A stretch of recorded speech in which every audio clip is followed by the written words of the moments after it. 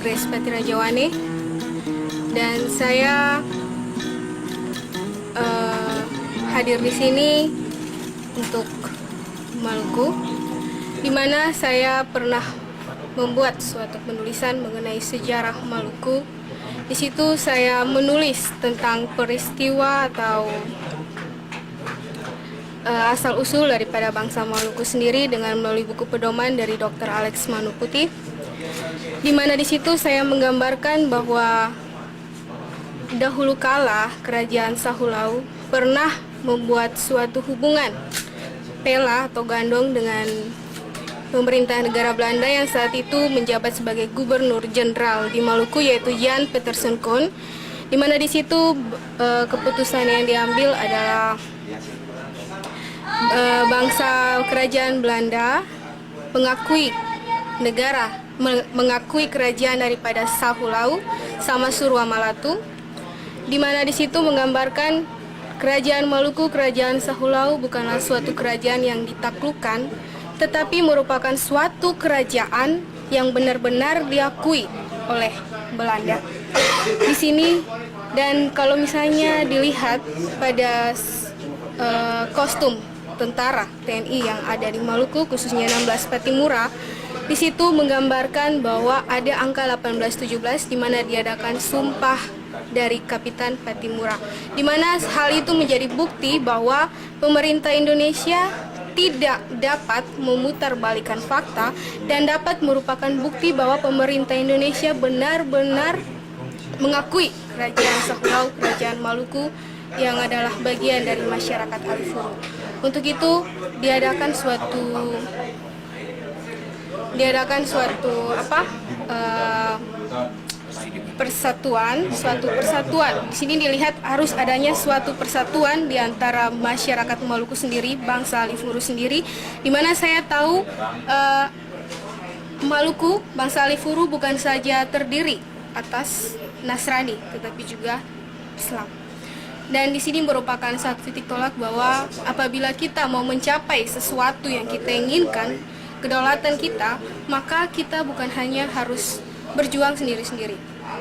Jadi pokok pembicaraan saya di sini yaitu di mana saya mesti dibandingkan kembali tentang kerajaan Sahulau sama Surua Malatu yang kita adalah anak cucunya, ahli waris daripada kerajaan Maluku ini sendiri, di mana telah melahirkan suatu negara yaitu RMS Republik Maluku Selatan yang sampai sekarang ini masih di studi bandingkan, masih dilihat kembali, tetapi negara Indonesia tidak dapat untuk menutupi itu karena RMS adalah sesuatu yang sah, sesuatu yang nyata, dan sesuatu yang tidak dapat dibohongi.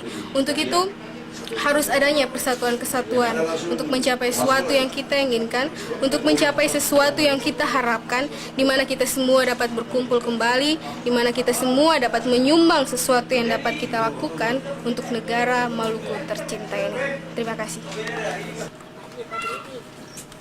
Itu nanti beta di situ dan dorong. Ini kita pun tiang bendera yang pakai.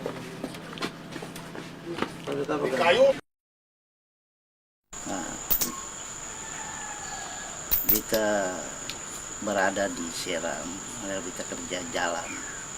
Nah, kita ketemu dengan Alifuru yang di waktu kerja di Seram Selatan itu, Alifuru itu dia nama Naulu. Kalau kita tanya, karena kita cerita dari orang, kita tuh dong ini pintar. Kalau kita tanya, orang bilang iya waktu RMS masih ada di hutan Seram sini, orang dapat sekolah sama dengan orang sekolah di Ambon dari SD sampai di SMA. Orang juga di Seram sana di hutan RMS ke sekolah orang begitu. Nah, orang cerita yang sampai sekarang karena don sekolah, don tahu bagaimana dia punya keuntungan waktu sekolah. Akhirnya orang pun anak-anak don kasih sekolah sampai sekarang don sampai anak-anak sudah punya titel dokter Andes dengan dokter. Ada orang keluar, ada yang masih di Ambon, ada masih di Jakarta. Dan waktu beta kerja di Seram Timur. Beta ketemu lagi ada Alifuru, itu namanya Paulu. Dia ada pakai Naulu pakai berang merah, sedangkan Paulu itu berang biru. Nah, orang pun cerita sama. Orang juga sekolah waktu RMS masih ada orang sekolah di hutan, RMS kasih sekolah. Sampai pun di Dompung anak-anak juga sekolah. Di Dompung anak-anak sekarang sudah berpikir, ada yang dokter, ada yang randes, ada yang insinyur. Nah, begitu dong mencerita, dong bilang, ya betul di Seram di hutan, orang masih bisa sekolah. Itu karena kita lihat orang bicara, dengan cara hidup itu hampir sama dengan orang kota. Nah, padahal dong RMS kasih sekolah orang juga di hutan. Nah, begitu yang kita tahu dong cerita. Cok sedikit yuk. Balik. Balik yuk. Oke.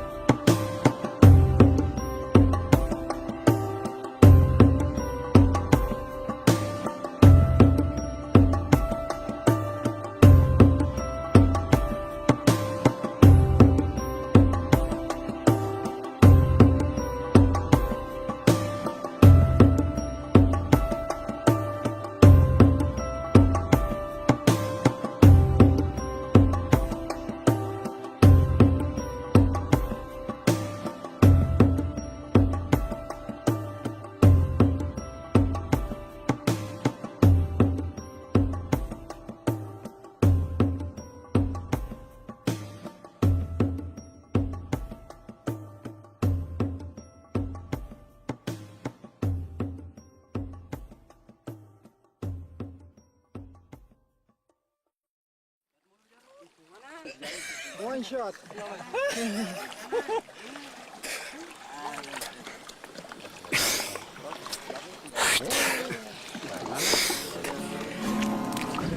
Kita mendekati tiba pada momentum lagi ya, tanggal 25 April.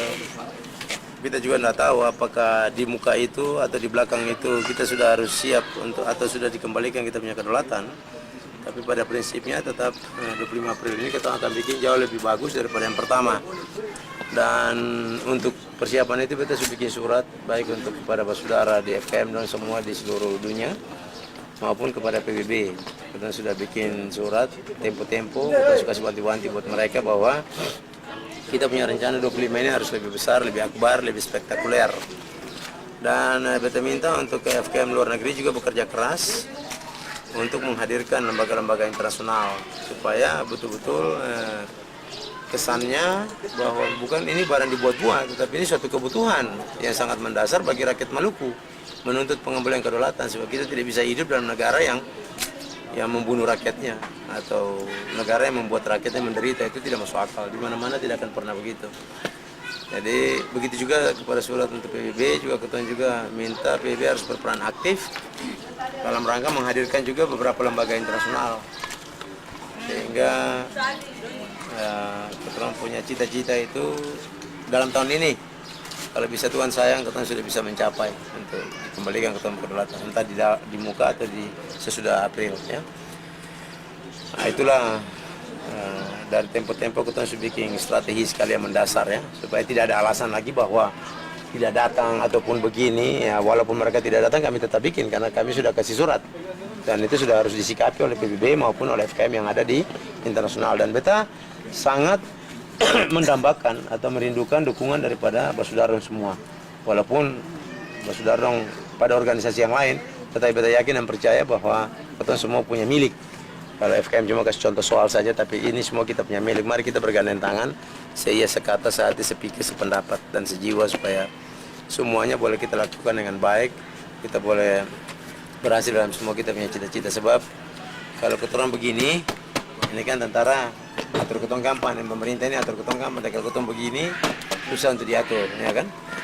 Baik di luar maupun di dalam sendiri. Karena apa yang ketua bikin di sini harus didukung dari luar, supaya Indonesia yang dia punya potensi tidak mampu untuk menekan ketorang. Sebagaimana yang ketua sudah uji coba pada tahun lalu, dan tahun ini harus kita buat lebih semarak.